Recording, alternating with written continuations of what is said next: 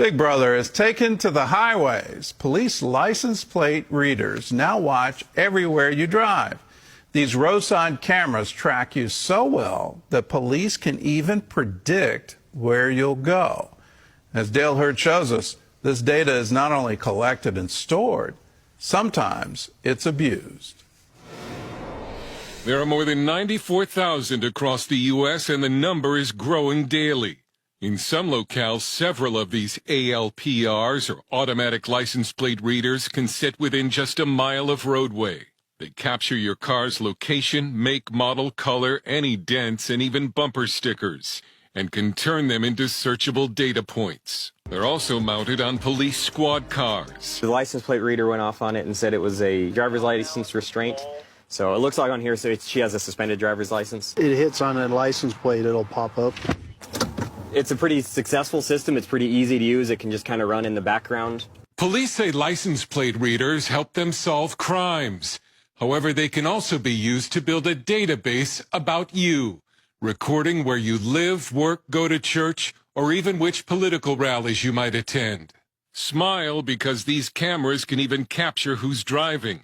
The photos are then uploaded into a giant shared database, which can be accessed by police and other government agencies.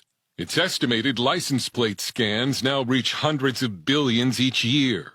Dave Moss, Chief of Investigations at the Electronic Frontier Foundation, says some police now want to use the tech to solve so-called future crimes, crimes that haven't happened yet. This is one of the most pernicious and offensive technologies in the United States. It is misrepresented to the public in such a way that people think it's doing one thing when it's actually doing another.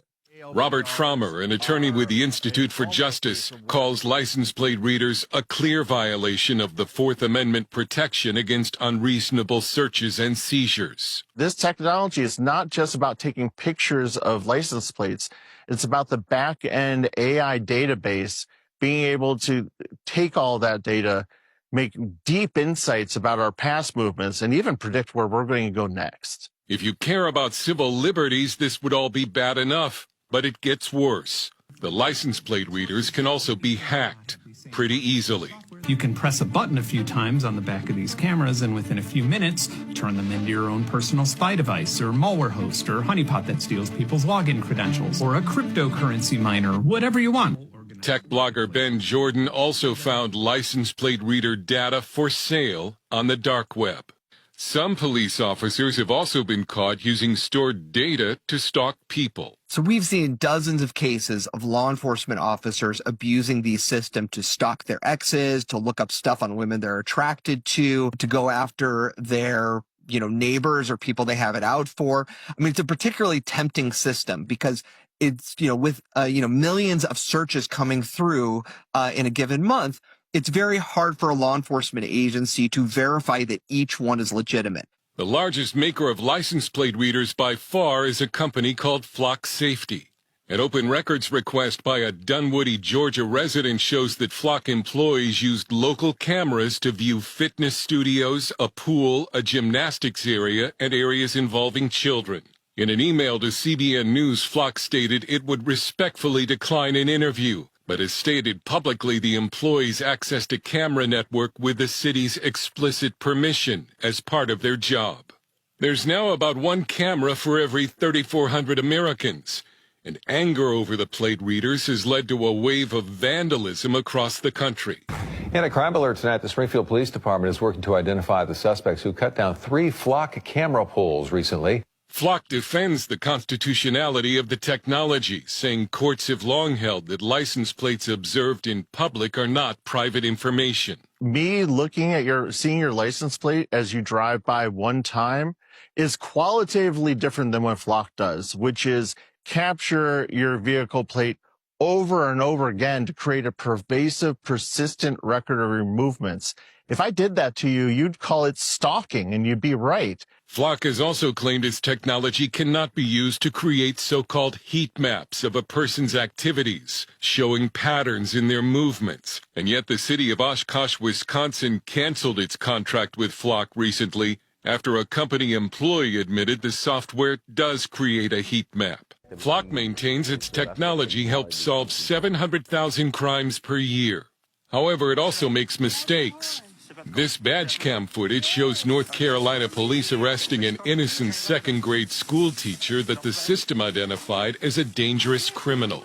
Most of the opposition to license plate readers so far has come from the political left. Moss says all Americans should care. But if you are somebody who has convictions, who has politics, who has beliefs, whether they're religious or political, It could be gun rights. It could be the rights of Palestinians. If you care about something, you should be worried about this technology because it can be weaponized against critics of the government. Police say 70% of crimes involve a vehicle, and license plate readers are highly effective in tracking suspects and solving crimes. The question for Americans, is the benefit worth the price? Dale Hurd, CBN News. I would submit the benefit is not worth the price. We're voluntarily surrendering our liberty. If you can track and predict where any individual has been and will go, you have now severely limited their ability. Under our Constitution, we have the right of assembly, and it cannot be abridged.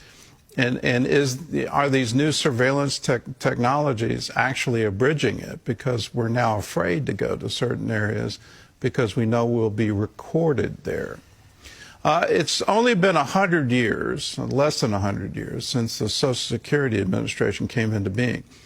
I remember in reading the history of that there was this huge outcry that the entire population would have a number. And the outcry came from Christians that this was now a road to a state government that would be able to control who would buy and who would sell. That is now just incredibly evident to everyone that this kind of technology, digital currency, geolocation through your smartphone, all of these technologies are coming to bear, and in the hands of a wrong government, absolutely could be used to stifle any kind of religious expression, any kind of political speech. It's here. This big brother we've been afraid of for almost 100 years is now right in our faces. And if you think this is some far-off thing, travel to China. They have the most surveilled state on the planet right now. And they have social scores for you. And it's based on what you put on social media. It's based on where you travel. It's based on how you spend your money. And if you don't have a high enough social score, they are now limiting your travel. You're not able to go to other places because your social score isn't good enough. Now, that's China today. Imagine it in the hands of a very repressive government, even more so than communist China. I can imagine that, and when you start imagining that, you say, this technology should be illegal. It should not happen in the United States of America. We need to stand fast in the liberty that we currently have because that liberty is being eroded. Now, currently, there's a bill in Congress, and it's designed to limit these flock cameras to just toll roads. So you can record a license plate and then record how long that license plate is on a toll road and then charge a toll. That would be it. There wouldn't be anything else. You wouldn't have heat maps. You wouldn't know everywhere you went. If you went on a toll road, you're saying, I'm giving my license plate in order to pay the bill. Okay. That's a great bill, and that one should pass, and we should not have to live in some kind of fear that there's these giant databases held by both the government, our police departments, and private companies that anyone could access at any point in time. The question remains, who watches the watchers? And right now, nobody.